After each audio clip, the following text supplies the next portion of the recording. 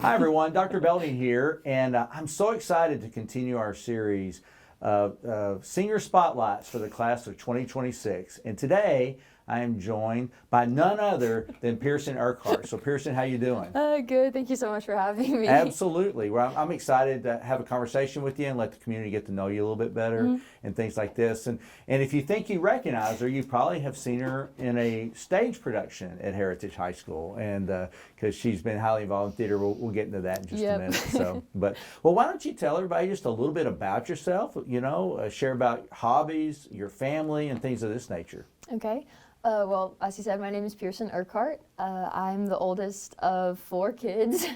It's me, my 2 brothers, and then my sister. So I'll let everyone else guess who my favorite is of the 3. But I've gone to schools at MISD since kindergarten. I started at Baxter Elementary, and that is definitely where it started. I'd miss Moore for kindergarten, who recently retired, and it's been so great. My youngest sister and then my 2 brothers also went to Baxter, so it's been really sweet just seeing that community that shaped a lot of me, shaped them. And then in 1st and 2nd grade I went to Long Branch, and then McClatchy opened up, so 3rd through 5th grade I went there, and then I went to Walnut Grove Middle School, which was so, like, I love middle school so much. It was so fun.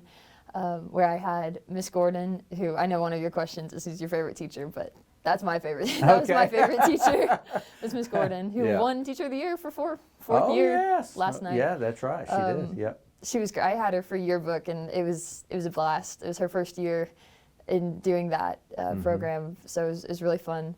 And then I've been at Heritage now for 4 years, and I loved middle school so much, but I loved high school so much more. I just made so many more friends and connections, and had a lot of fun opportunities. Awesome.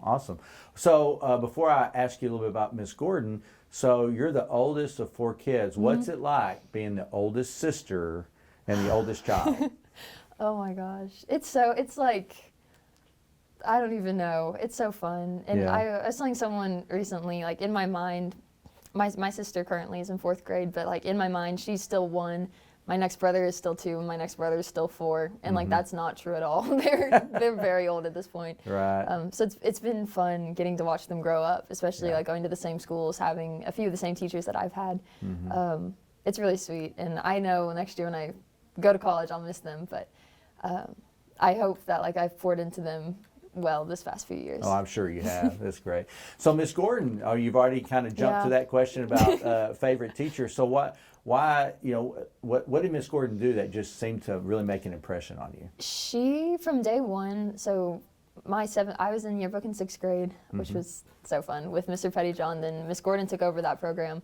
So my 7th grade year was her like first year doing it.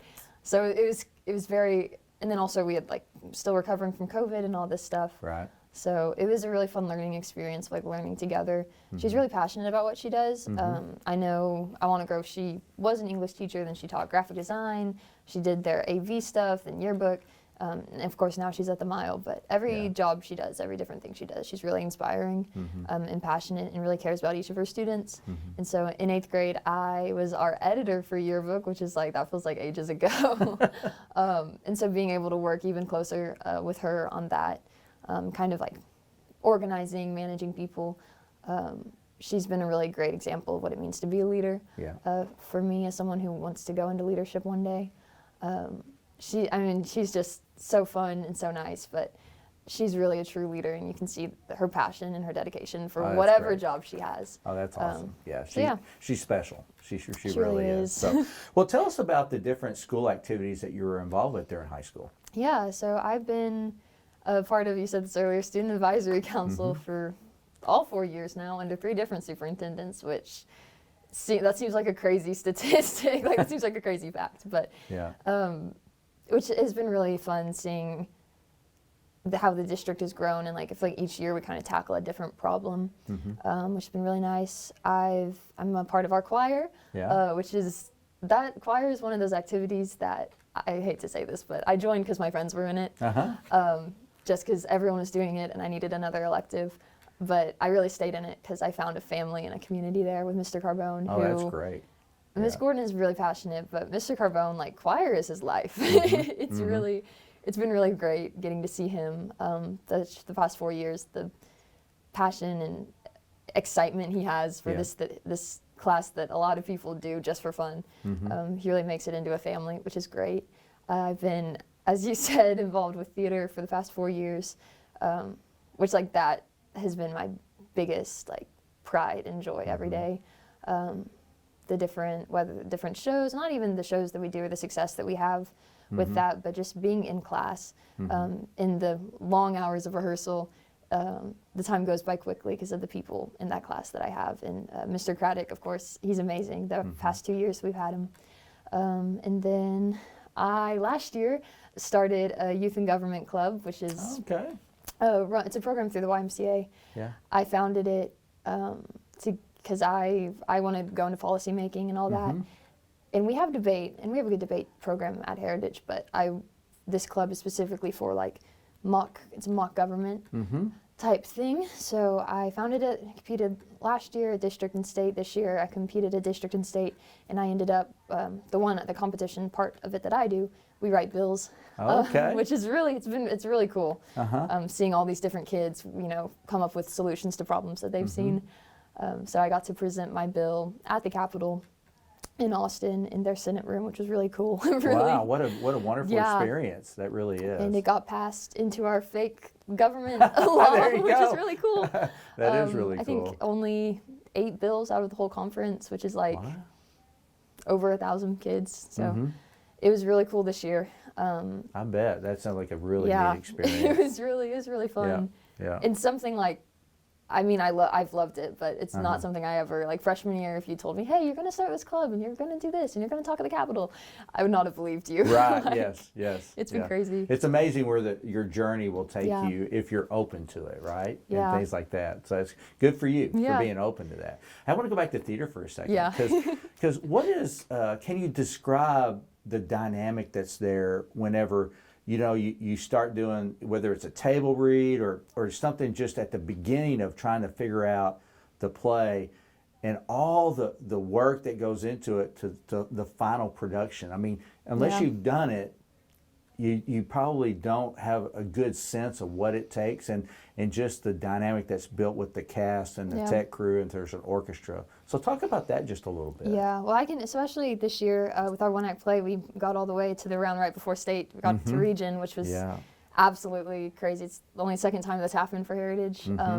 And for Mr. Craddock, like, that's only his second year of being a director. So I know in the future they'll go to state one year because it's crazy amount of growth. But the process, we always do table work, we always read through it, and it's always awkward. And that seems like such a bad word, like, to say, but there's something so, like, awkward about having a script and meeting these characters for the first time, and trying to, like, figure out the world they live in. Awkward in a good way, though, because, we do it and you read through and we're all like, what does this even mean? And then we talk about it and we discuss and we read through it again. That's something Mr. Craddock, since last year, he's really prioritized, is like, we don't just read a script, then memorize it, then perform it. We read it and we read it again and again, each time getting a better understanding of these characters and their lives. And the context that the play is in and the characters are living in. Yeah. We do that, and then after our discussions and all the things, we start blocking it. We start rehearsing, so he'll tell us, you say this line, you move here, you do this. And sometimes it is really easy. It's like, okay, we just say this here and do this. Sometimes with the Drowning Girls, our one-act play, it was like, you're in a bathtub, and so you say this line this way in the bathtub, then you sit on the bathtub and do this. It was funny. And then, as rehearsal progresses, we learn our lines, we drop the scripts, and then we just get to perform, which is really cool. That's something I feel like, especially this year, we've all of us in that class have really taken into account, like, even in a rehearsal where we're just doing it for Mr. Craddock and our fine arts assistant director, Miss Phillips, like, even though it's an audience of 2, there's still a performance aspect to it, which has been really neat. especially with this show. The day of our region contest, before we left in the morning, we were watching the video of our public performance, which was about 2 months earlier. And it was really cute. We were watching it all together as a class, but we had really grown so much and changed so many things. Yeah. Just doing our best to tell this story better with each round that we that's great. advanced in. So yeah, I hope that answers that Yeah, question. absolutely. I was at Area, and I saw y'all's production of Drowning Girls, and I could hear the water in the bathtub, and I looked at Miss Thomas and Miss Brown. I go, is there really water in the bathtub, or is it like a bucket that they're? No, and I'm like, oh, that's got to be really uncomfortable. It wasn't too bad. Well, you talked about some of the activities you've been involved with. What think about high school. What was your favorite class? Oh, that's hard. Definitely, I would say I had two. Definitely this year in theater. Everyone is always, with their extracurriculars, always like, oh, it's a family. But I'd say this year, especially in theater, even before any of the success we found or the plays we did, like just coming into class those first few weeks, it felt like, oh, this is my home, this is my community. Oh, great. Which has been really sweet. And I love everyone in that class, and we all love each other, and it's been great. Well, and you spend a lot of time Yeah, together, we so spend that so that really being connected is important, right? Yeah. I was joking with my mom, like, there has not been a single week of school this year where I've left school at 4:15. Like, I'm always up there doing the next thing with theater, which has been really great. But I would say my favorite class that I've taken was AP Lit. Okay. AP Literature and Competition. Okay. This year, Miss Cook, this is her second year teaching it at Heritage. She is phenomenal. Oh, it's wow. like, I can't even describe, it's the class itself. It's like your typical reading class. We have books we read, we have essays we write, but the way she runs it, it feels much more intellectual. And even though I think my class period, we have about 30 kids. And it just, you walk in and it feels like a community of scholars, and we're just, it's not competitively academic, but it feels like everyone is smart and driven, which is really, really neat to come into a space like that.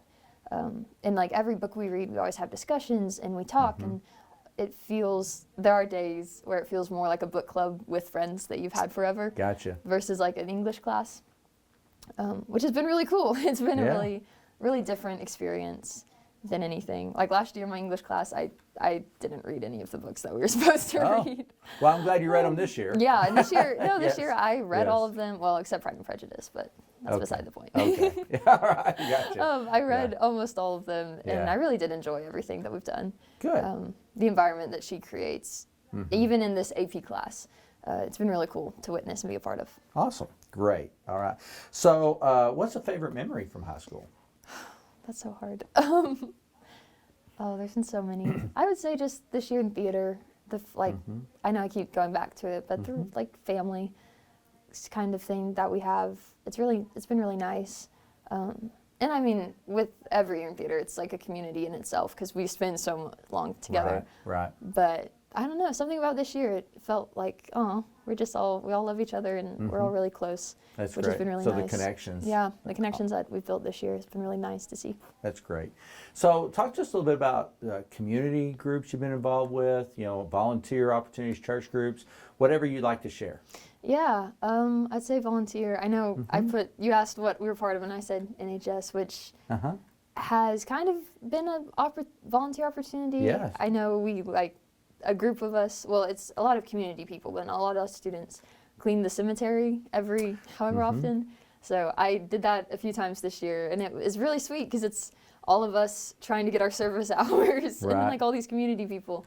So it was kind of Parks and Rec type, sitcom almost, but in a serious way, cleaning a cemetery. Right.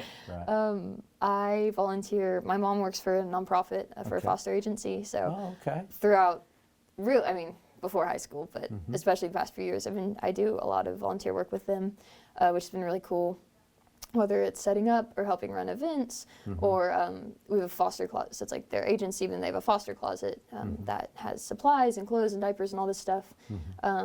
So seeing not only getting to see my mom work and do her job well, but getting to see this other community of parents and church leaders and all this like come together to support the foster care system has been really cool. Sure. Yeah. And kudos to your mom for making a difference in that part of our world and in things and you giving back. That's wonderful. So, well, talk to us about your future plans. What's next for you? Next year I'm going to Duke University in North Carolina. I'm really excited. I'm trying to control it, but I'm really excited. That's wonderful. Yes. Yeah. It's been my college application and admission process was absolutely crazy. I applied to 20 schools, which is the max number you can apply for. I got into 11 of them, and then, in the end, I ended up picking Duke. We toured it about a month ago at this point, and it really was, there's just a community on campus. The campus is also gorgeous, but there's this community there with the students that I talked to on tours and through their campus ministry programs, that it's really unique to the campus and the culture. There's really, really cool. One of the girls that I had talked to, she was like, yeah, you see the same people every single day, which I felt like I feel that way right now at high school. So that was really assuring, like, okay, I'll see the same, like it'll be obviously it'll be really different, but it'll be a little bit the same. And with that, I'm planning on studying public policy to help one day in the future, hopefully, help write laws for senators and lawmakers and make a difference in the world. That's really the goal. And they have a lot of nice research opportunities there that I'm really, really excited about. Oh, that's great. So. Well, getting into Duke is that's significant. So, well done on that. Thank so you. We're really excited about your future and what you're going to do next. So, what do you think you're going to miss most about high school? Everything. I know a lot of people say they're friends, but my friends, and then even just the small moments, like there'll be days at lunch where we just go on and on laughing for 30 minutes about nothing, like the small things, the community, knowing that I can, walk into any teacher's class that I have right now and they'll be like, oh, hey Pearson, how's it going? Like, having the past 4 years building those connections with my friends and peers, but then also with my teachers, it's hard to leave. Yes, so, it is. Yeah. And even though you're going to go off to Duke and do all these fantastic things, Midlothian is always going to be home. Yeah. So that's awesome. Well, if play like I'm an 8th grader. Okay. I'm about to go into high school. Yeah. Okay. And you're the wise senior graduating. What piece of advice would you give me about high school so I could be successful? Yeah, my brother is in 8th grade right now, and so I'll tell him. It's like I dropped him off this morning actually for field day, but I'll tell him all these things like do this, don't forget this. But I'd say the biggest thing is take every opportunity that you have, whether it's joining a club or auditioning for a solo or even retaking a test that you thought you did pretty well on. Take every opportunity, because in the end, like everything will help you. You'll never retake a test and get a worse grade, and even if you do, it's not like it matters. You'll never audition for a solo and come out the other side a worse person because you didn't get it. Like every opportunity you have, you should take, because even if you don't get the outcome you want, every outcome you get will still shape you as a person and allow you to grow. And then, don't blink, because it all goes by really fast. Yeah, that 4 years does go by quicker than you think it will. Every year of high school goes faster and faster. Yeah. I would say senior year is definitely the best one. Yeah. The shortest, but the best. Gotcha. Well, that's great advice. And kind of the way I heard it was put yourself out there. Yeah. And don't be afraid to do it. And even if it doesn't quite work out, you're still better for going through the process and putting yourself out there and having that courage to do it. That's awesome. Well, everybody, I hope you've enjoyed this opportunity to get to know Pearson a little bit better. We are so proud of her, and we know she's going to go do great things at Duke. So, hey, congratulations. Thank you. Thanks for spending a little bit of time with me. Thank you so much. Appreciate it, everybody.